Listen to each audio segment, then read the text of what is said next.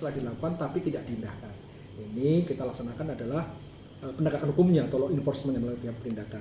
Dan tentunya selama periode 2022 ini untuk pengawasan telah kita lakukan. Ini untuk sarana produksi kita telah melakukan pengawasan sebanyak 114 sarana ya. Dari target 114 sarana itu telah kita laksanakan sebanyak 124 sarana. Artinya capaiannya lebih dari target yaitu 108,7%.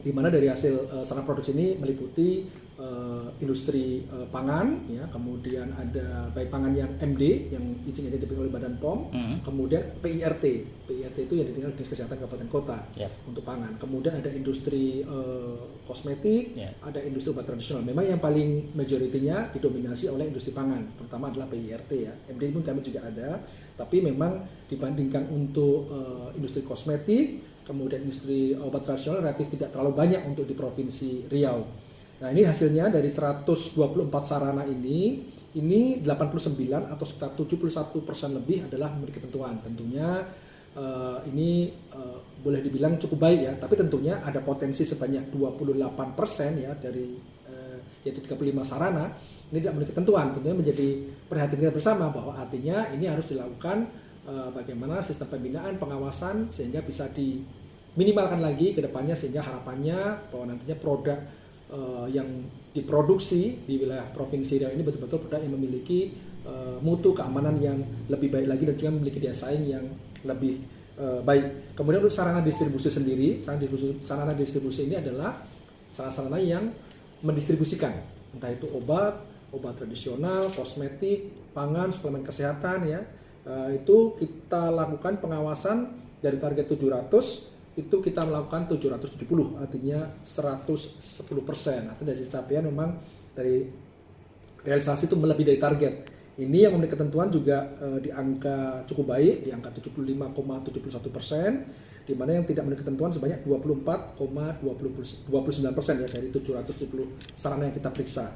Ya, tentunya sama seperti yang tadi sarana produksi, sarana distribusi ini ya yang sering kita temukan di tingkat retail ya, entah itu berupa pangan tanpa izin edar, kemudian ada kosmetik ya, kemudian ada obat tradisional. Ya tentunya suatu produk itu memang persyaratannya diatur di Undang-Undang Kesehatan nomor 3 tahun 2009 bahwa setiap farmasi yang diproduksi dan beredar di wilayah Indonesia dimasukkan untuk diperdagangkan di wilayah Indonesia harus memiliki izin edar. Karena apa? Karena artinya kalau sudah memiliki izin edar, artinya sudah dilakukan evaluasi mutu dan keamanan.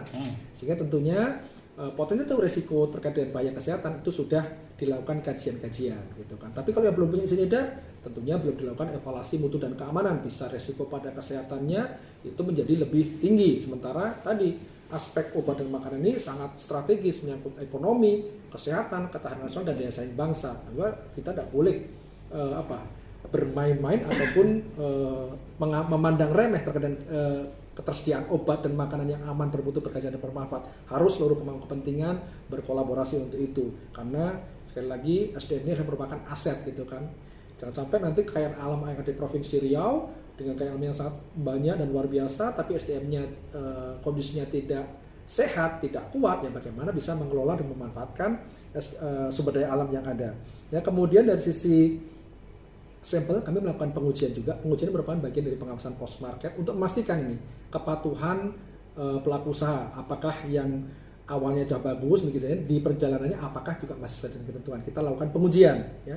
Pengujian ini yaitu sebanyak 358 sampel kita melakukan pengujian. Yang memang dari hasil sampel yang diuji ini 95% lebih ya. Hampir 96% itu memenuhi ketentuan ya. Tapi masih ada juga sekitar 4% yang belum memenuhi ketentuan. Ya, memang ada beberapa temuan-temuan terkait dengan mutu yang tentunya kita sudah tidak lanjuti juga. Sama halnya saat kita menemukan sarana-sarana yang tidak memenuhi ketentuan, itu kita berikan sanksi administratif, peringatan keras, ya, sampai penghentian sementara kegiatan. Nah, untuk produk ilegal yang kita temukan, biasanya kita lakukan pemusnahan. Ya, dimusnahkan, ya tentunya untuk menjerakan, gitu kan, menjerakan sehingga tidak lagi mereka menjual produk tersebut. Nah, untuk kegiatan lainnya lagi, komunikasi, informasi, edukasi. Ini kita ada beberapa kanal informasi, yaitu entah yang secara langsung, misalnya kita melakukan pameran, penyelenggaraan pameran, ataupun KIE secara langsung kita datangi nih ke sana-sana retail ya, tujuannya adalah untuk pemberdayaan masyarakat dan pelaku usaha termasuk konsumen yang akan jadi konsumen yang cerdas dan bijak yang mampu melindungi diri sendiri dan keluarga yang sayangi dari obat dan makanan yang berisiko pada kesehatan ini. Di tahun periode 2022 ini hampir sebanyak kurang lebih 16.000 orang telah terpapar KIE ya. Tadi yang melalui medsos, yang melalui SMS blast itu ya. Artinya kita ada beberapa metode yang kita gunakan yang tujuannya adalah untuk meningkatkan pemberdayaan masyarakat. Kemudian tak kalah penting adalah UMKM, pendampingan pelaku usaha. Nah, ini penting karena kan utamanya adalah bagaimana dukungan Badan POM untuk UMKM. Karena UMKM sekali lagi ini selalu saya sampaikan bahwa UMKM merupakan penggerak ekonomi kerakyatan yang tentunya harus didukung oleh pemerintah ataupun stakeholder terkait lainnya. Penggerak ekonomi kerakyatan, membuka lapangan pekerjaan, sehingga ini sangat-sangat strategis nih. Nah, ini selama kurun waktu 2022 ini kurang lebih sekitar 500 UMKM yang sudah kita intervensi, entah melalui kegiatan BIMTEK atau kemudian yang kita diundang oleh pemangku kepentingan.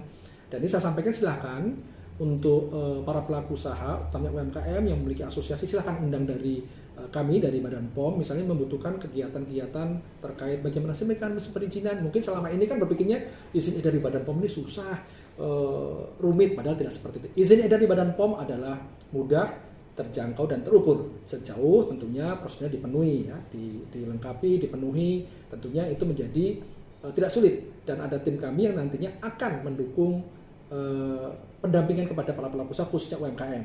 Dan untuk selama 2022 ini sudah sekitar 122 nomor izin edar yang diterbitkan ya. Tentunya kami mendorong nih pelaku-pelaku usaha yang belum punya izin edar, ayo urus izin edar di Badan POM. Urusnya di Badan POM adalah mudah, terjangkau dan terukur. Ada tim pendampingan, ada insentif yang bisa diberikan pada pelaku usaha khususnya UMKM. Mulai dari pendampingan dari awal sampai dengan izin edar terbit, kemudian ada diskon 50% ya. Diskon 50% ini untuk biaya tarif pengujiannya diatur di PNBP-nya. Artinya misalnya nih rata-rata UMKM itu paling biayanya sekitar 300 sampai dengan 500.000 ya untuk produk UMKM. Di diskon 50% itu hanya jatuhnya sekitar 150.000 sampai 250.000 dan berlaku 5 tahun, dan pelaku usaha tidak perlu jauh-jauh datang ke Jakarta juga, tinggal bisa di-download langsung dari sistem. Karena kita sistemnya adalah elektronik. Tentunya yang terpenting adalah bagaimana komitmen dari pelaku usaha untuk senantiasa proaktif juga melengkapi kekurangan yang ada, dan kita di sini akan ada tim yang senantiasa mendampingi sampai dengan terbit izin edar. Nah, untuk penindakan tadi yang merupakan ultimum remedium ataupun merupakan alternatif paling akhir, pilihan paling akhir yang ditempuh oleh Badan POM apabila memang pelaku usaha ini ya ini memang tidak ada efek jerahnya. Tentunya kita membedakan mana sih penjahat, mana sih pelaku usaha. Kalau pelaku usaha tentunya memang bisa jadi belum tahu, tidak tahu, dan mereka ada komitmen untuk memperbaiki diri. Tapi kalau memang penjahat yang motifnya adalah untuk mencari keuntungan pribadi ya dengan menjual produk yang tidak sesuai ketentuan, yang berisiko pada kesehatan, harus kita berikan sanksi penjaraan. Ya, jadi untuk selama 2022 kita memang penanganan perkara ini di sini BPOM kan memang ada target di BPOM 4 perkara. Kemudian kita juga menangani perkara yang di Lokapom di Inhu dan Lokapom di Dumai. Jadi saat ini mungkin dapat saya jelaskan lagi ya, mohon maaf jelas lagi. UPT perwakilan Badan POM di Riau ini ada 3. Pertama Balai Besar POM Pekanbaru ya. Dan wilayah kerjanya Kota Pekanbaru, kemudian Siak, Kampar, Rokan Hulu, Rokan Hilir, kemudian Meranti dan Pelalawan. Nah, sedangkan sisanya ada 4, maaf tadi 8, Pekanbaru, Siak, Pelalawan, Rokan Hulu, Rokan Hilir, Meranti, Pelalawan, satu lagi mana nih ya? Sudah lupa saya. Ada 8 kabupaten kota ya. Okay. Sedangkan sisanya ada 2 UPT lagi, yaitu Lokapom di Indragiri Hulu, meliputi wilayah kerja Indragiri Hulu dan Indragiri Hilir.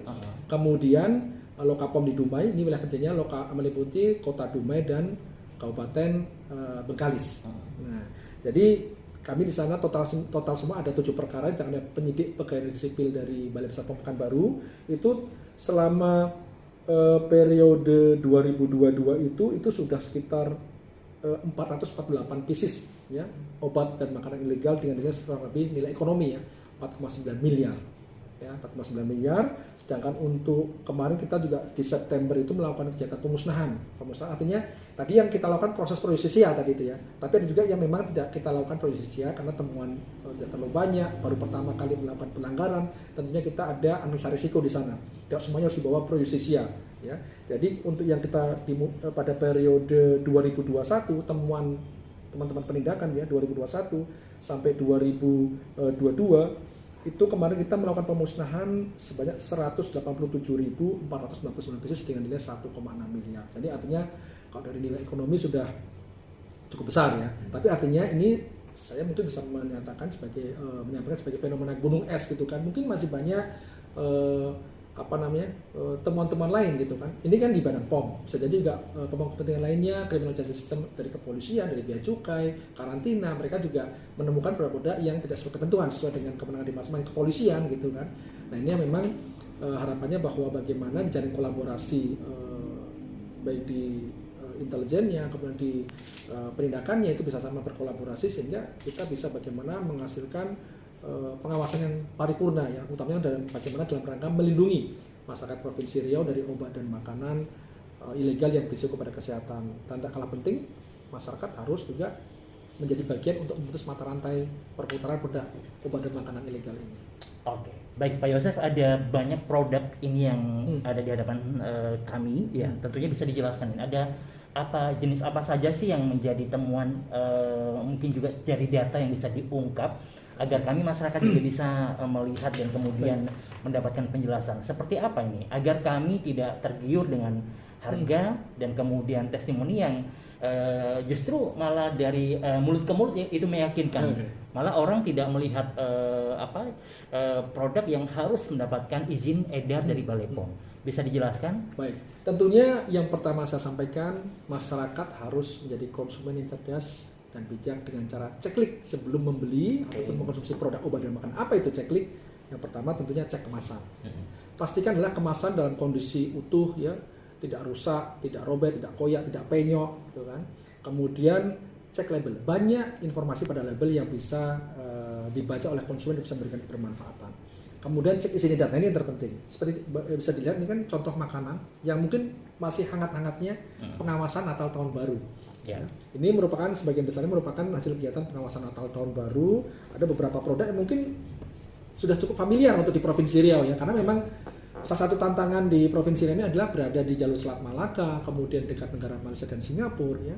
Ini memang tidak bisa terelakkan nih, maksudnya produk-produk dari negara-negara sahabat tersebut ya, karena secara budaya juga sudah terbiasa kasus seperti ini. Tapi tentunya yang perlu kita sampaikan sini, tentunya harus memiliki izin edar. Bukannya kita melarang produk impor itu masuk, tidak, tapi impor pun harus ikut aturan yang berlaku, urus izin edarnya. Tapi tentunya alangkah baiknya kita sebagai bangsa yang besar harus punya pride ya, punya kebanggaan bahwa kita harus mengkonsumsi atau menggunakan adalah produk dalam negeri. Kalau bukan kita siapa lagi itu? Kalau misalnya produk dalam negeri berjaya di negeri sendiri, bisa ekspansi. Nah seperti ini kan, ini belum memiliki izin edarnya.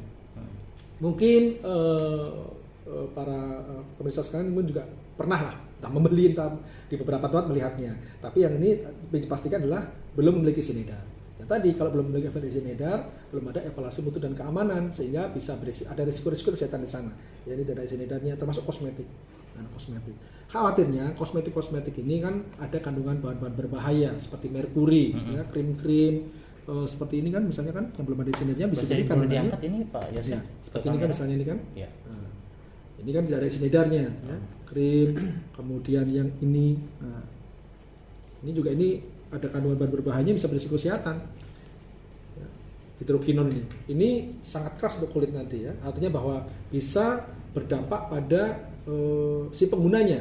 Ya, memang sifatnya individual, bisa jadi pada orang tertentu, wah tidak apa-apa. Tapi ini kan sifatnya kita nih bisa jadi akumulatif, ya, akumulatif dan misalnya kandungan merkuri saat digunakan itu masuk dalam aliran darah kita, ya, dan itu logam berat, ya, tidak mudah serta-merta keluar dalam tubuh kita, akan terakumulasi dalam jangka panjang, itu akan nantinya berdampak pada hati, ya, kemudian pada ginjal kita, kemudian bisa berbagai banyak penyakit, ya, karsinogenik, ya, ataupun penyebab kanker yang bisa berisiko pada kesehatan, termasuk yang misalnya ibu-ibu sedang hamil, kemudian menggunakan kosmetik, ada kandungan bahan berbahayanya seperti merkuri, rodamin B, ya, atau merah ketiga, itu bisa berdampak pada janin yang dikandungnya, sehingga bisa berdampak cacat janin ataupun namanya teratogenik. Nah, termasuk jamu-jamu nih, jamu-jamu tradisional. Kita beralih ke jamu-jamuan produk ini, apakah ada produk lokal bahkan atau impor ini? Tapi mohon maaf, ini yang ini sudah terdaftar ini. Oh, bukan sebelahnya. Itu sudah terdaftar itu. Ini usaha. Yang itu aja apa? Yang tawon liar. Tawon liar ya. Nah, di atas. Oke. Nah, atau asalam sampingnya juga boleh. Ini.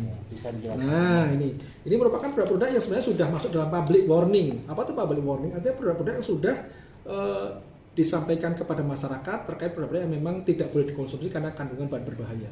Ya. Tawon liar ini mulai ada kandungan awalnya dexamethasone, kemudian dari tramadol. Ya. Diklaim memang kalau orang bisa untuk pegel-pegel linu, sakit capek-capek, minum ini langsung cespleng. Makanya harus hati-hati orang yang mungkin berpikirnya, ini jamu herbal, tidak ada efek samping. Kalau memang betul jamunya itu hanya mengandung dari tumbuhan, hewan ataupun mineral gitu kan. Tapi saat ditambahkan bahan kimia obat, nah ini bisa berisiko pada kesehatan. Orang kan minumnya bisa jadi minum jamu, minumnya semakin banyak mungkin semakin sehat berpikirnya seperti itu kan, dan aman berpikirnya. Padahal adanya kandungan bahan kimia obat. Nah seperti juga ini. Nah ini juga ini. Ini dengan klaim sari buah naga, Pak. Nah, sari buah naga ini juga sama nih pengobatannya. Jadi salah satu ciri dari jamu yang mengandung bahan kimia obat itu biasanya adalah dia ada klaim yang berlebih-lebihan. Obat bisa mengobatin asam urat, nyeri tulang, flu tulang, rematik, komplit gitu ya manfaatnya. Iya, Pak, ya? jadi hiperbola. Jadi seakan-akan dia mencantumkan klaim yang berlebihan. Ya tujuannya untuk menarik pembeli. Dan saat dikonsumsi biasanya ada efeknya itu cespleng, langsung terasa. Padahal sebenarnya kalau namanya jamu kan ada proses tumbuhan, ya proses. Biasanya tidak bisa serta-merta. Tapi biasanya kalau memang seperti ini, yang misalnya sakit, nah seperti obat, langsung sembuh sakitnya. Nah inilah yang patut waspada. Tapi memang salah satunya yang perlu dicek adalah izin edarnya. Tapi hati-hati juga ini, terkadang para pelaku usaha yang nakal, produsennya nih yang maksudnya itu, mereka tahu harus ada izinnya, ditambah, dimasukkanlah. Itu ada juga yang pelaku-pelaku seperti itu. Banyak, jadi fiktif. Fiktif. Nah inilah makanya Badan POM ada namanya BPOM Mobile. BPOM Mobile itu bisa merupakan satu aplikasi yang dibuat oleh Badan POM untuk membantu bukan hanya pelaku usaha dan juga masyarakat untuk melakukan cek legalitas, nomornya dimasukkan. Kalau yang nomornya fiktif pasti dia akan muncul. Atau bisa jadi menggunakan produk lainnya. Nomor produk lain dicopot sama dia tempel di sini. Nah, jadi masyarakat harus ini juga harus jeli juga ya, jangan misalnya sudah ada izin edarnya tapi dipastikan dulu. Nah, karena BPOM sendiri tidak pernah ada juga yang misalnya untuk stamina pria, itu biasanya gambarnya vulgar. Ada yang gambarnya vulgar stamina pria itu ya. Oke. Kemudian bisa dijelaskan yang satu lagi itu Pak. Ini juga sama nih. Ini pil tupai. Nah ini juga sama nih. Ini juga merupakan jamu yang tidak ada izin edar, ada kandungan bahan kimia obat. Ya. Ini yang memang kita juga senantiasa telusur dari mana sih sumber pengadaannya. Ada kemarin yang di Duri, itu bisa berhasil dari Lokapom di Dumai, ya, kemudian dibantu dengan PPNS dari Balai Besar Pom Pekanbaru, itu ditemukan tuh distributornya nih. Nah, seperti ini. Nah, ini gambarnya kan seronok ini kan. Tidak mungkin. Badan POM tidak mungkin memberikan izin edar untuk produk yang dengan gambar yang seronok, vulgar itu tidak mungkin. Nah, ini kan tidak mungkin lah dikeluarkan Badan POM. Kemudian nanti nih ada ini apa namanya kali-kali gambarnya yang cenderung tidak sopan, tidak etis gitu ya. Ini urat madu. Nah, tapi ini memang cukup banyak dicari oleh kaum bapak-bapak biasanya kaum adam gitu ya. Nah inilah kita maka mengedukasi jangan sampai orang ingin sehat. Ini makanya banyak kejadian itu kan, misalnya di hotel tahu-tahu meninggal. Ya, karena apa? Karena ada kandungannya ini kan kandungannya sildenafil citrat ataupun tadalafil. Itu kalau di secara mereknya itu kan ada Viagra dan Cialis gitu kan ya. Nah itu harus ada aturannya. Ini kadang-kala ditambahkan bahan kimia obat ini ditambahkan tanpa aturan dosis yang sesuai. Ya dalam artian memang tidak boleh ya. Artinya bahwa ini penambahan kan bukan obat sebenarnya. Kalau obat boleh, itu pun harus masuk kategori resep dokter. Kalau obat tradisional atau jamu tidak boleh mengandung bahan kimia obat. Jadi mereka menambahkannya pun juga semuanya mereka biar cespleng gitu kan. Nah nanti saat orang mengkonsumsi, nah bisa timbul ya tadi nih obat kuat ini bisa jadi tahu-tahu ya kena serangan jantung gitu kan. Nah, sehingga ya berdampak kematian gitu, meninggal. Ini tentunya menjadi kewaspadaan bersama. Dan ada juga pelangsing, ibu-ibu yang ini inginnya langsing. Salah satu produk yang cukup laku adalah stamina pria, pelangsing, kemudian juga ada penghilang rasa sakit untuk pegelinu, ya seperti ini. Ini kan pegelinu, tawon panceng juga banyak ini. Nah ini terutama mungkin kita banyak kelapa sawit kan, mungkin habis capek berkebun, wah diminum, pikirnya sehat jamu gitu kan. Tapi hati-hati, ini sudah ditambahkan bahan kimia obat, ya. Jadi jangan dikonsumsi jamu-jamu yang mengandung bahan kimia obat yang tentunya tadi cek tadi tuh. Artinya Pak Yosef banyak juga ditemukan herbal yang memang di mix dengan obat-obatan kimia, gitu ya Pak ya. Betul. Dan ini bukan hanya di Riau ya. Artinya di beberapa di cukup banyak provinsi di Indonesia juga ini produknya juga beredar gitu. Nah inilah makanya kita mengajak seluruh konsumen juga untuk menjadi konsumen cerdas ya, dengan cara cek kemasan, label, isinya dan ternyata kedaluarsa. Tentunya jangan konsumsi produk yang sudah melampaui kedaluarsa. Ya karena selama ada permintaan di situ pasti akan ada supply di sana. Nah inilah makanya tugas kita bersama, dan saya terima kasih juga ini dari Kominfo Provinsi Riau yang sudah memfasilitasi kegiatan ini untuk mengedukasi masyarakat. Memang salah satu upaya yang terpenting adalah bagaimana untuk mencerdaskan konsumen, untuk mata rantainya mereka tidak beli lagi. Kalau tidak beli lagi, dari yang beli ya otomatis berarti tidak ada. Tapi selama masih ada demand atau permintaan dari masyarakat, produk ini akan terus beredar. Artinya kami di pemerintah ini kan memusnahkan seperti itu, ya akan percuma, terus akan terus berputar terus karena emang demand-nya selalu ada terus gitu kan. Walaupun untuk beberapa komoditi memang sudah cukup berkurang dibandingkan tahun-tahun sebelumnya seperti itu. Oke, baik Pak Yosef, ada kemudian ini kan bisa dikatakan sebuah tangkapan ya yang ada di lapangan. Nah, bagaimana dengan jajanan yang ada di sekolah wilayah Kota Pekanbaru, Denpasar mungkin seperti itu. Ini kan kita tahu bahwa ada beberapa musim ini yang memang BPOM gencar ke lapangan. Apakah juga ditemukan beberapa makanan-makanan kulineran gitu yang memang membahayakan masyarakat seperti apa? Oke, jadi memang kita juga ini yang perlu saya sampaikan juga bahwa Badan POM ini, Balai Besar POM Pekanbaru, itu pengawasannya bukan hanya pada hari besar keagamaan aja. Ya. Mungkin saat ini yang banyak diketahui oleh masyarakat di media, karena mungkin yang cepat muncul di media, saat Ramadan, Lebaran, atau tahun baru, mungkin Imlek di beberapa wilayah tertentu ya di sini kan ya.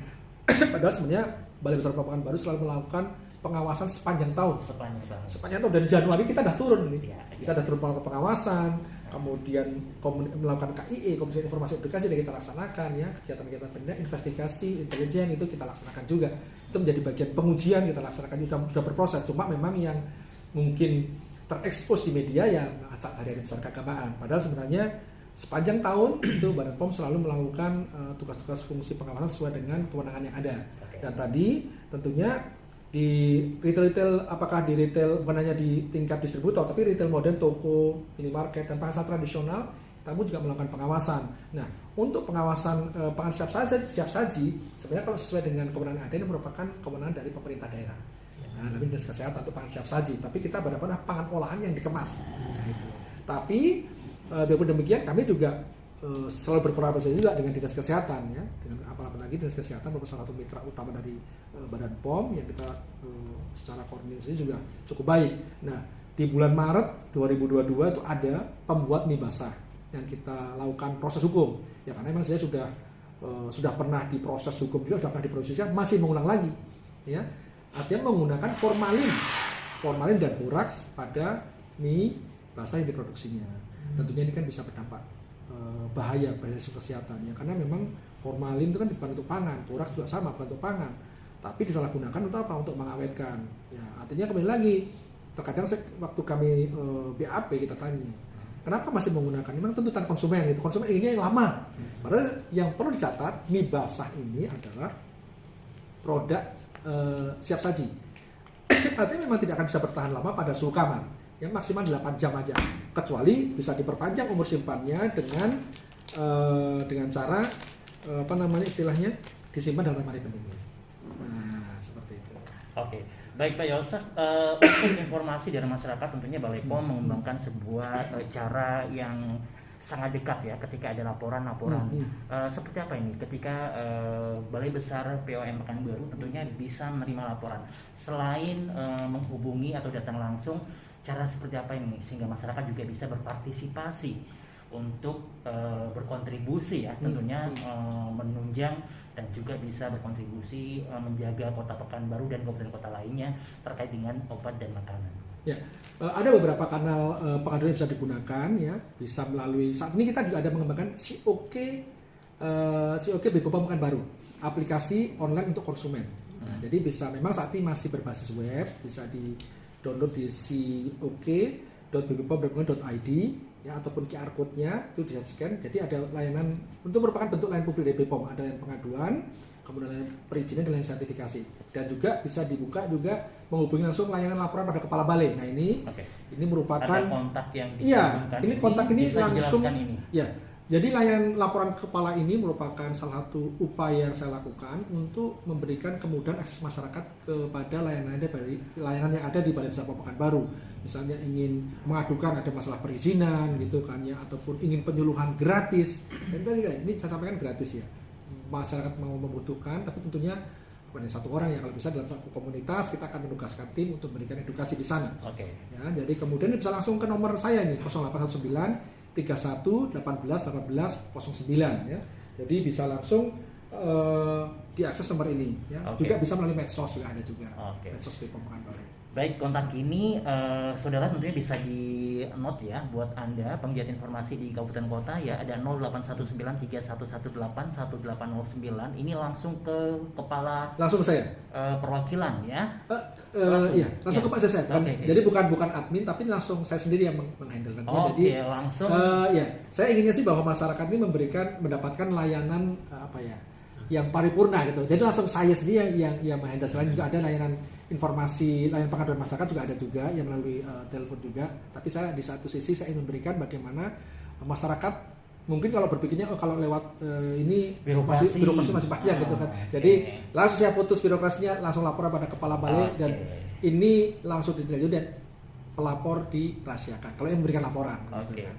Jadi apapun masalahnya ya tentang perizinan, pengaduan atau ingin penyuluhan gratis seputar obat makanan, kosmetik dan obat tradisional juga ini akan diberikan langsung tanggapan ya. Betul. Langsung dengan kepala 7x24 jam.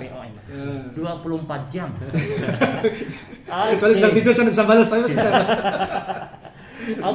Pak Yosef, lebih jauh lagi nih Pak Yosef, dari 12 kabupaten kota kan ada 3 ya tadi ya yang UPT atau perwakilan di yang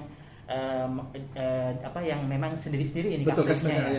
Nah ini bagaimana ini dengan begitu luasnya Pak Yosef ya, tentunya wilayah cakupan kinerja dari BPOM ini, bagaimana apakah ini bisa efektif ya, sebaran-sebaran yang menjadi tanggung jawab BPOM ini tersebar di beberapa wilayah kabupaten kota, seperti apa ini Bapak bisa melaksanakan tugas dengan tim agar semua ini masyarakat Pekanbaru dan kabupaten kota lainnya itu bisa nyaman dengan pangan obat yang memang sudah menjadi pengawasan dari BPOM. Ya, sebagaimana saya sampaikan dari awal bahwa tentunya kalau kita hanya mengandalkan dari BPOM Pekanbaru, kemudian Lokapom di Dumai, Lokapom di Inhu, ini tentunya tidak bisa optimal karena bahwa tanggung jawab kita terkait dengan keamanan obat dan makanan yang diproduksi yang beredar merupakan tugas kita bersama, merupakan bagian kolektif kita sebagai suatu bangsa, jadi punya peran dan tanggung jawab. Kalau boleh saya bilang merupakan bagian dari konsep pentahelix.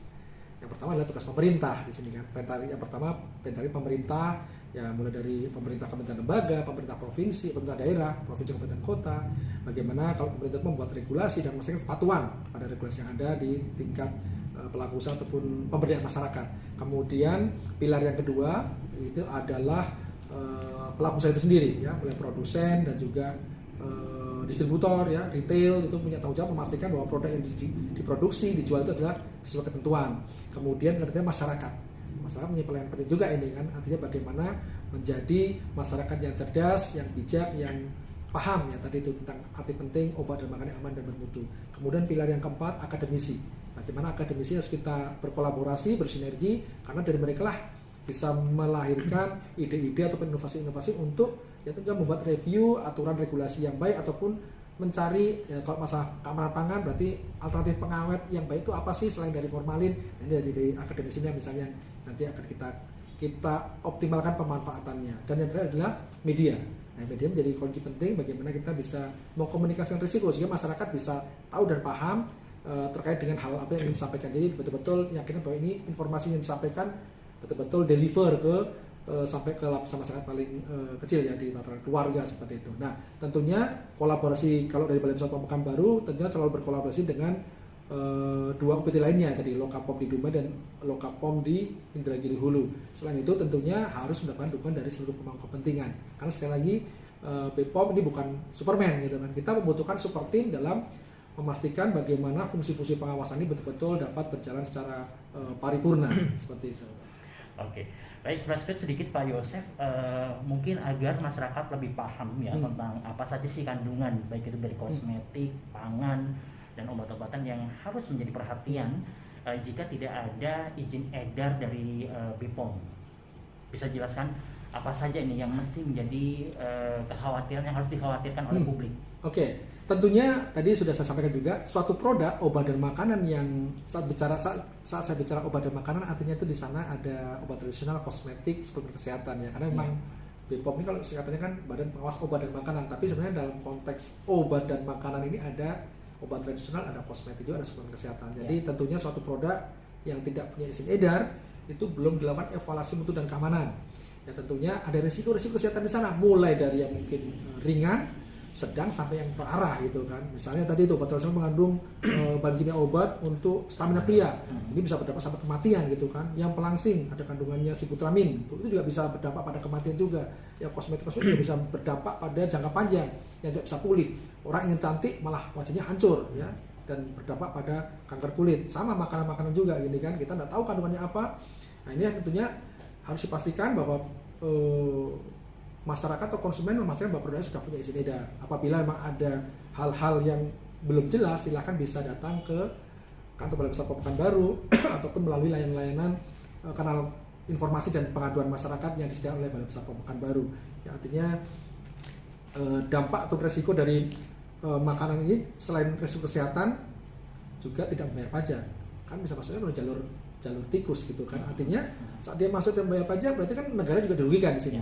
Ya, dirugikan artinya bahwa pajak dimanfaatkan untuk membangun, untuk kesejahteraan masyarakat, membangun infrastruktur untuk kesehatan. Nah, mereka masuk tanpa membayar pajak. Nah, tentunya juga ini bisa ya apa yang harapannya bisa memberikan kontribusi positif ya, tentunya menjadi, karena mereka kalau ilegal tentunya kan takut mereka masukkan, sudah jelas gitu kan. Bisa di gerbang-gerbang masuk itu kan juga ada bea cukai, ada karantina, ada kepolisian itu kan. Sudah ketahui ini sebenarnya tidak ada izin edarnya. Nah, kemudian juga misalnya pangan yang tidak ada, pangan yang mengandung bahan berbahaya, ada kandungan formalin, ada kandungan boraksnya, rodamin B, tentunya ini bisa mengganggu tumbuh kembang dari anak-anak kita gitu kan.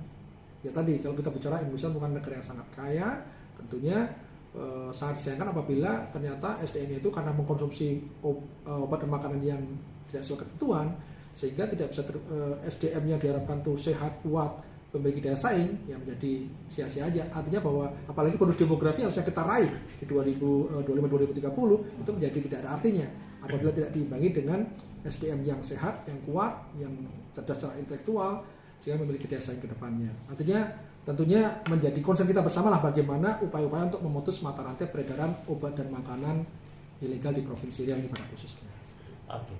Pak Yosef, ada 3 loka yang ada di Riau. Dua loka yang ada di Riau. Tentunya ada beberapa kabupaten kota yang tidak ada loka ya Pak ya. Nah ini bagaimana kinerja saat turun ke lapangan, tentunya untuk berbagi. Tadi Bapak sampaikan sepanjang tahun kinerja kita terus dan menerus, tidak di hari-hari besar saja. Nah ini dari sebagian temuan-temuan ini mungkin bisa diinformasikan mana daerah yang mungkin paling rawan ditemukan kosmetik pangan yang berbahaya atau tidak ada izin edarnya. Oke, yang pertama tadi menjawab bagaimana yang tidak ada wilayah lokalnya, bagaimana nih untuk fungsi pengawasannya. Nah inilah sebenarnya untuk peningkatan efektivitas pengawasan, sampai terlupa juga ini penting saya sampaikan. Jadi Bapak Presiden itu sudah menerbitkan Inpres nomor 3 tahun 2017 tentang peningkatan efektivitas pengawasan, di mana di sana Bapak Presiden memerintahkan kepada 9 kementerian lembaga dan juga gubernur se-Indonesia ini, gubernur, bupati, wali kota, terkait untuk upaya-upaya peningkatan pengawasan obat dan makanan. Kemudian dari Inpres nomor 3 tahun 2017 itu diterjemahkan lagi melalui Permendagri nomor 41 tahun 2018 tentang pembentukan tim koordinasi, ya, pembentukan tim koordinasi untuk dalam rangka peningkatan efektivitas pengawasan obat dan makanan di daerah. Jadi seharusnya dengan ada Inpres dan Permendagri tadi, ini tiap-tiap daerah itu ada punya tim koordinasi. Memang BPOM akan masuk di dalamnya, karena tentunya BPOM hanya ada di sini kan, hanya di Pekanbaru. Kita memang ada fungsi untuk pengawasan ke kabupaten kota, tapi kan anggaran terbatas, EDM terbatas. Tentunya yang tak kalah penting adalah peran dari pemerintah daerah masing-masing, ya tadi untuk menggiatkan, membentuk tim koordinasi. Di beberapa kabupaten sudah terbentuk, nah, cuma mungkin perlu direvitalisasi, ya. Karena mungkin juga di kabupaten ini terkendala penganggarannya, tapi ini menjadi suatu hal yang penting saya rasa, ya. Artinya bahwa saat kita berbicara masalah suatu hal yang strategis dan penting seperti obat dan makanan, ini harusnya kita tidak boleh berhitung-hitung, ya. Artinya bahwa mulai dari pemerintah provinsi, kabupaten kota harus menyiapkan anggaran yang cukup sehingga tim koordinasi di daerah ini bisa berjalan dengan baik. Karena itu juga melibatkan mulai dari pangan segarnya sampai pangan olahannya. Jadi instansi yang terlibat itu mulai dari dinas pertanian, dinas kesehatan, dinas perindak, UMKM, kemudian ada pertanian, peternakan, ya. Kemudian termasuk dalamnya ada Bapeda untuk penganggarannya, Kominfo juga masuk juga, itu kan terkait dengan publikasi, termasuk ya tadi itu untuk antisipasi peredaran yang secara daring gitu. Tadi kalau disampaikan mana yang rawan, nah ada beberapa titik yang rawan memang di Provinsi Riau ini, terutama yang yang dekat-dekat berbatasan dengan Malaysia, misalnya Kepulauan Meranti, itu kan sangat dekat sekali dengan Malaysia, ya. Artinya dari Meranti membawa sagu, dan dari Pulau Indonesia membawa ada makanan, ada produk-produk pertukangan gitu kan, macam-macam. Yang pangan dan non pangan, yang paling banyak tentunya pangan biasanya itu. Dari Meranti itu bisa jadi merembesnya nanti kemana, ke Pekanbaru gitu kan. Kemudian ada juga yang rawan adalah rokan hilir, Panimpahan. Ya, Panimpahan juga termasuk yang karena misalnya membawa hasil perikanan langsung ke dari kemana ke Dumai dulu ya. Kemudian Pulau Rupat itu kan dibawa ke sana, baru ke Malaysia, tapi balik lagi ke sana bisa membawa sama juga, entah obat, obat tradisional, makanan juga. Kemudian di Dumai juga wilayah yang rawan juga. Kemudian ada di Inhil ya, di Tembilahan juga wilayah yang rawan. Tentunya tadi pembentukan dua lokal tadi adalah untuk meningkatkan efektivitas pengawasan sekaligus juga untuk meningkatkan layanan publik kita. Nah, artinya memang secara karakteristik memang Provinsi Riau ini strategis ya, berdalih jalur Selat Malaka, dekat Malaysia Singapura, pergerakan ekonomi bisa tumbuh, tapi satu sisi produk ilegal juga bisa masuk. Ya, Pekanbaru sebagai ibu kota provinsi dari Riau tentunya yang menjadi semakin ya seperti ini, ada gula ada semut gitu kan, semakin tumbuh ekonomi tentu potensi masuk ini, dan ada permintaan, termasuk salah satu yang rawan juga ya. Tapi jalur masuknya memang biasanya ada dari beberapa wilayah, termasuk dari Sumatera Utara, dari Medan juga masuk gitu kan, kita dekat juga. Nah inilah beberapa kemarin ada sebagian di Rokan Hilir, ada juga yang di Meranti seperti itu. Oke, baik Pak Yosef, ini berkaitan dengan yang mungkin juga lagi marak-marak ya, tentang tempat pelayanan publik ya, atau perawatan publik seperti untuk kecantikan atau layanan untuk seperti sekarang yang lagi viral kan skincare, tentunya ini bagaimana, apakah ini juga Balai POM masuk nih ke ranah-ranah seperti tempat-tempat perawatan yang bisa memutihkan kulit barangkali, bisa mempercantik gitu ya, membuat kulit menjadi glowing. Nah ini bagaimana tanggapan Balai POM? Apa ini juga menjadi wilayah kerja dari BPOM Pekanbaru, dan di Pekanbaru sudah melaksanakan ini seperti apa nih Pak? Ya, benar sekali. Saat ini orang tuh pasti ingin kelihatan cantik, menarik, ganteng gitu ya. Jadi orang cantik itu orangnya Pak Yosef.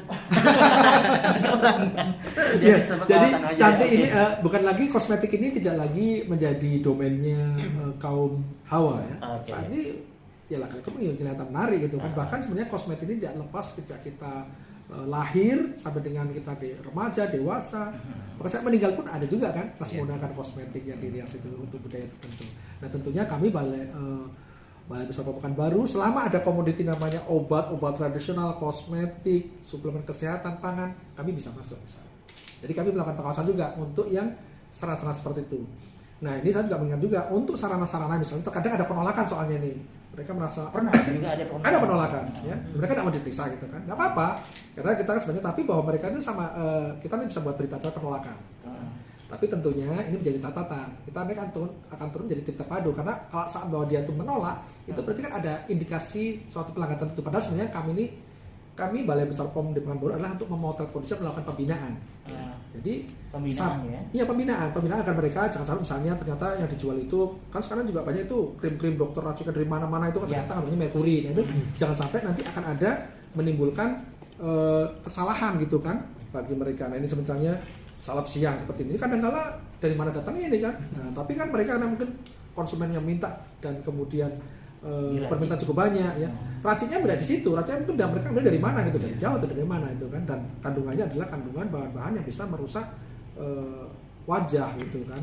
Nah ini seharusnya diatur di Undang Kesehatan bahwa sebenarnya kita sebagai pengawas juga memiliki kewenangan untuk melakukan pemeriksaan tempat sarana produksi, distribusi dan area di sekitarnya. Jadi tidak boleh mereka seharusnya menolak. Tapi kalau menolak memang hak mereka juga.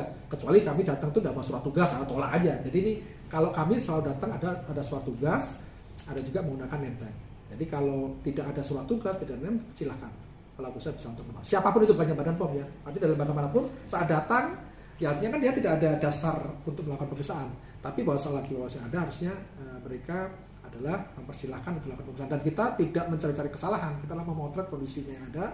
Kita melakukan meluruskan apa yang memang tidak pas, tidak sesuai dengan ketentuan, kita luruskan. Temuan ya tentunya kita tindak lanjuti, misalnya produk ilegal ya kita musnahkan. Kita berikan sanksi administratif, peringatan keras tergantung pada bobot kesalahannya. Ya. Nah, nanti setelah upaya-upaya pembinaan itu ternyata tidak diindahkan, nah baru masuk yang namanya tadi upaya-upaya pro justisia. Jadi sudah kita laksanakan. Ya. Dan yang jelas juga bukan hanya di konvensional. Sekarang ini kan kita revolusi industri nih, produk seperti ini juga banyak nih. 4.0 ini kan secara online. Ini kita juga dari BPOM sendiri, Balai Besar Pekanbaru itu melakukan cyber patrol namanya, patroli cyber. Ya, jadi memang kita tidak bisa langsung men-take down, tapi kita berlapor ke pusat terkait dengan misalnya ada link abc.com gitu kan misalnya kan. Nah, itu ternyata membuat apa nih? Menjual produk-produk kosmetik ilegal nih. Ya udah kita laporkan ke pusat. Nanti pusat dilaporkan ke Kominfo untuk dapat di-take down. Tapi ini masih menjadi PR juga karena ternyata di take down 1 tumbuh 10. Ini memang tantangannya di era digital seperti itu. Memang orang tidak perlu punya lagi gudang gede, gudangnya virtual semua. Saya mau tinggal cari ini kan sebenarnya. Oh betul Pak. Oh ya besok dia pesan di marketplace-nya, di suppliernya. Iya betul. Jadi memang salah satu tantangan bagaimana tentunya kita nanti ke depan pun memerlukan regulasi yang lebih kuat untuk untuk pengaturan lah tata niaga dari yang penjualan secara online. Termasuk pajak kan udah diatur juga kan, walaupun tidak masuk dalam ranah BPOM, tapi bahwa ini perlu menjadi kewaspadaan. Ya sebenarnya BPOM sendiri sudah menerbitkan juga tentang obat dan makanan yang dapat dijual secara daring mulai per BPOM nomor 8 tahun 2020 tentang peredaran obat dan makanan dapat dijual secara daring. Ada diatur mana yang boleh, mana yang memang dilarang seperti itu. Oke. Baik Pak Yosef, ini untuk di sepanjang tahun 2022 tentunya banyak capaian yang dilakukan oleh BPOM sendiri.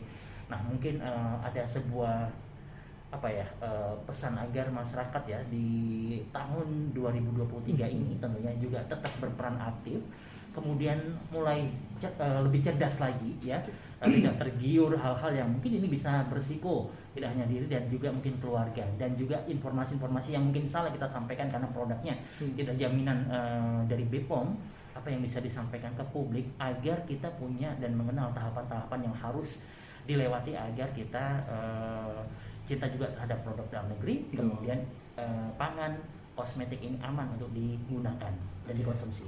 Ya. Tadi saya lupa, saya juga sebetulnya menyampaikan terima kasih juga karena kinerja Balai Besar Pekanbaru tentunya tidak terlepas dari dukungan para pemangku kepentingan lainnya ya, pemerintah provinsi, pemerintah kabupaten kota, kemudian instansi vertikal, yang kepolisian, bea cukai, kejaksaan, ini banyak mensupport kita juga gitu kan. Sinergi kolaborasi betul ya dari perguruan tinggi, artinya bahwa sekali lagi bahwa BPOM ini bukan Superman. Kita membutuhkan super team yang bagaimana kita bisa berkolaborasi menghasilkan kinerja yang memang pada di ujungnya adalah bagaimana bisa memberikan perlindungan yang nyata pada masyarakat, bagaimana negara ini hadir gitu kan, memberikan rasa aman dan nyaman ya. Dan tentunya yang dapat saya sampaikan tentunya agar masyarakat menjadi masyarakat yang cerdas ya, yang bijak, yang bisa memilih dan memilih lah gitu kan. Pastikan ya produknya telah memiliki izin. Cek tadi, cek kemasan, cek label, cek izin edar, dan cek kadaluarsa. Jangan tergiur dengan promosi-promosi yang terkadang menyesatkan ya.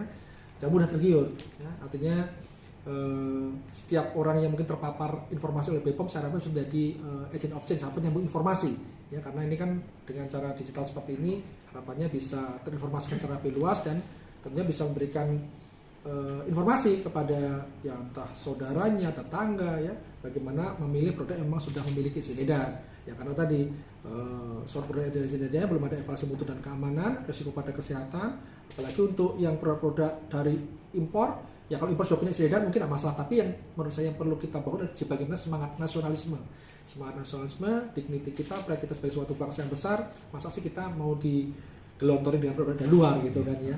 Ya memang itu tidak bisa dihindarkan sebagai bagian dari komunitas dunia ya, pasar bebas, globalisasi. Tapi tentunya mereka juga harus tunduk dan patuh pada aturan yang ada, dan kita sebagai bagian dari masyarakat, bagian dari Republik, dari bagian dari NKRI ini harus ya bangga pada produk dalam negeri. Tentunya harus kita dukung lah. Kalau bukan kita siapa lagi ya, termasuk ya tadi itu salah satu upaya untuk memberikan tumbuh kembang dari pelaku usaha di Indonesia, utamanya untuk UMKM. Ini artinya bagaimana sama-samalah kita sinergitas kolaboratif ini terus kita dukung ya melalui sinergitas pentahelix tadi, dari pemerintah, pelaku usaha, masyarakat, akademisi dan juga media saling berkolaborasi. Ya tentunya harapannya dengan kolaborasi yang efektif, pengawasan semesta dapat diciptakan, dan tentunya memutus mata rantai demand dari supply dan demand dari produk obat dan makanan ilegal. Oke, Pak Yosef, ini di sepanjang 2022 tentu ada PR-PR yang mungkin masih belum optimal atau belum maksimal atau belum tuntas ya Pak ya. Dan tentunya harapannya 2023 ini sesuai dengan konsep pentahelix tadi agar bisa terlaksana. Mungkin barangkali ada inovasi juga ini yang akan mendukung kinerja BPOM berkait dengan meningkatkan partisipasi. Apa yang mungkin bisa disampaikan informasi ke publik? Oke, ya tentunya inovasi menjadi bagian tidak terpisahkan ya. Tentunya ada yang nantinya saya rencanakan nih bagaimana kita bisa menciptakan sebagai suatu tools ataupun alat yang untuk ya tadi masyarakat mungkin bisa, yang ini kan sudah ada laporan Pak Kepala ataupun COK bukan baru, tapi saya ingin nanti dalam bentuk Play Store tadi kan ya, sama seperti Bepom Mobile gitu kan. Artinya bagaimana kita mengajak keterlibatan masyarakat gitu kan, keterlibatan masyarakat untuk mulai berani melaporkan terkait dengan adanya pelanggaran pidana di bidang obat dan makanan. Termasuk nanti juga inginnya bagaimana pelaku usaha itu bisa melakukan self assessment gitu, sehingga saya tahu nih bahwa saya itu masih dalam tingkatan berapa gitu. Nah, termasuk harapannya nih ini ya keinginannya ini kan kita bisa berkolaborasi mungkin nanti dengan kepentingan. Jadi kita bisa berikan nih semacam kayak recommended sarana produksi ataupun toko-toko yang memang dia sudah bagus, kita berikan bintang recommended. Jadi artinya masyarakat bisa mau ini sudah terverifikasi oleh Bepom, artinya menjadi pilihan. Tapi tentunya masyarakat juga bisa memberikan komentar, ternyata kita dibilang bagus, ternyata misalnya itu tentunya sarana-sarana sudah memiliki tentuan ya, karena kita melakukan pemeriksaan sarana distribusi misalnya itu kan, sarana distribusi makanan, kosmetik. Nah nanti kita bisa kalau yang sudah bagus kita berikan verifikasi sudah diverifikasi oleh Bepom. Tapi tentunya konsumen juga bisa menilai juga, belum. Nah nanti kita juga bisa melakukan penilaian ulang terhadap sarana tersebut. Termasuk ini menggugah pelaku usaha juga, ini ada benefit di sana, sehingga mereka juga secara mandiri mereka punya keinginan untuk bagaimana memastikan bahwa produk yang dijual itu adalah sesuai dengan ketentuan yang berlaku. Salah satu lah bagaimana saat ini kita adalah memanfaatkan teknologi ya, untuk mendukung pekerjaan, mempercepat pelayanan publik, dan juga untuk meningkatkan peran aktif masyarakat dan juga pelaku usaha.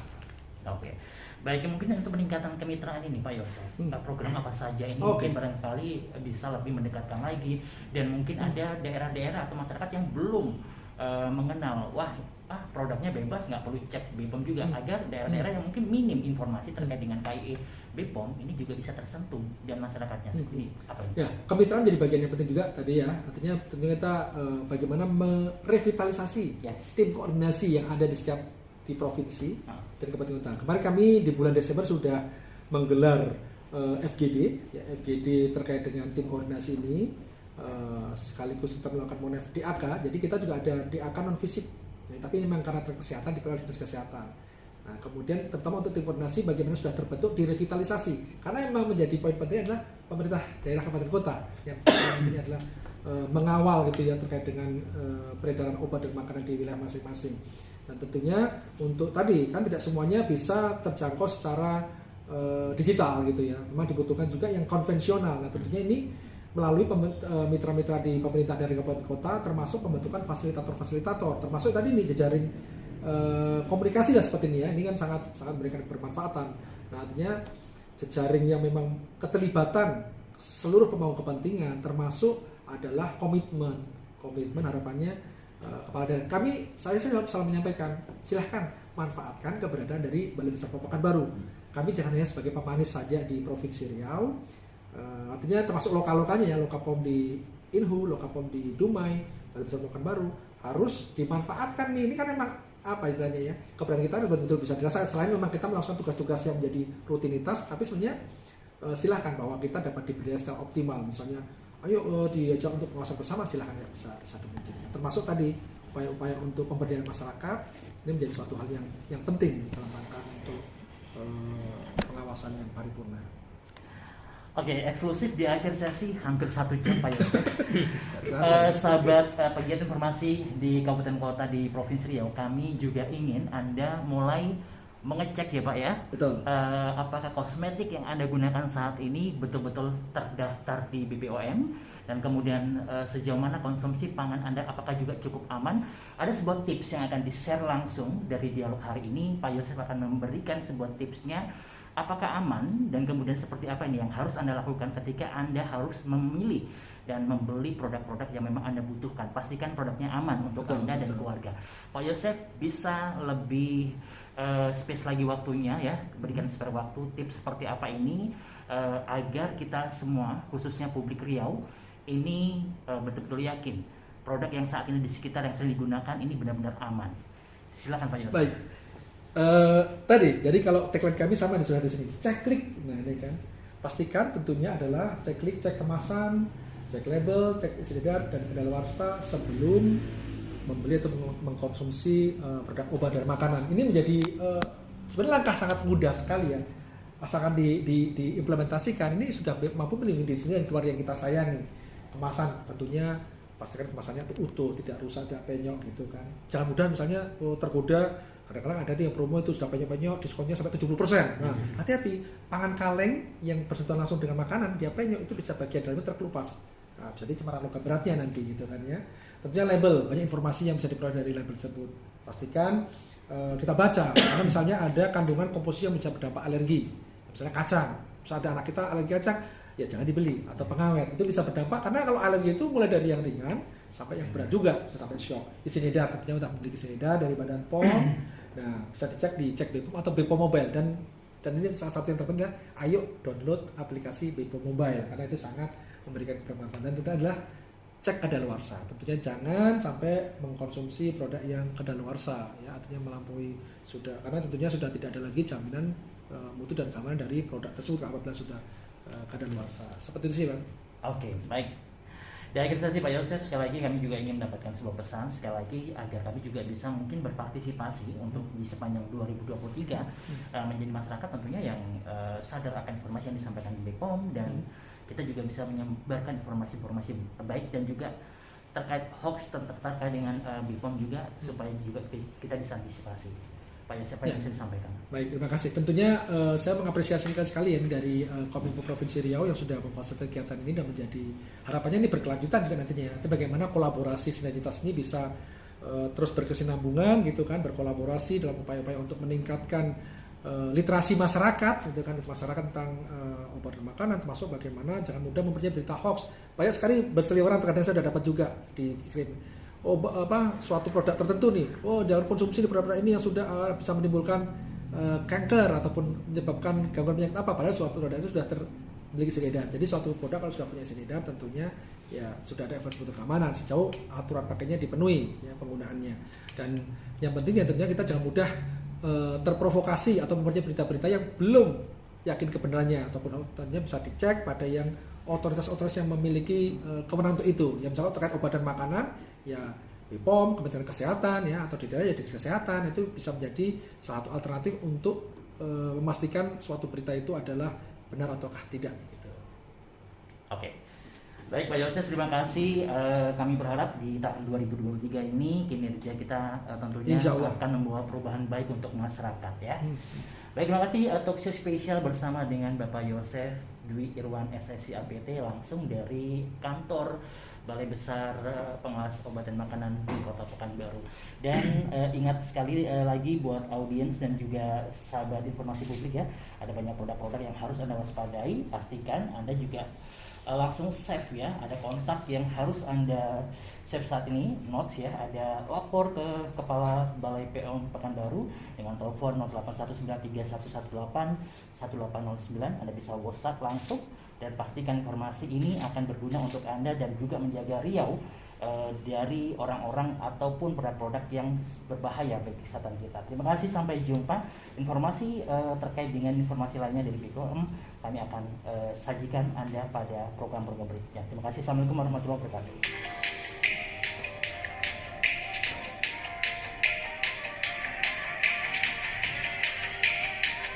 Saya sudah ke Instagram BPOM Kendari.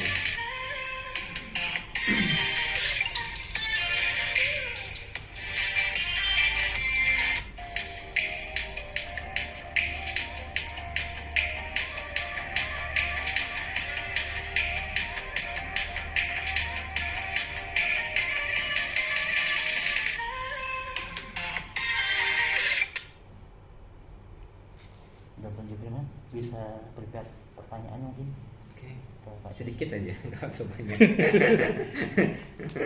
Tetap di sini. Ya, tetap. Ini ya. Bersebelahan atau gimana? Nanti di sini, dua-duanya di Di sini, sini. Oke. di depan sini.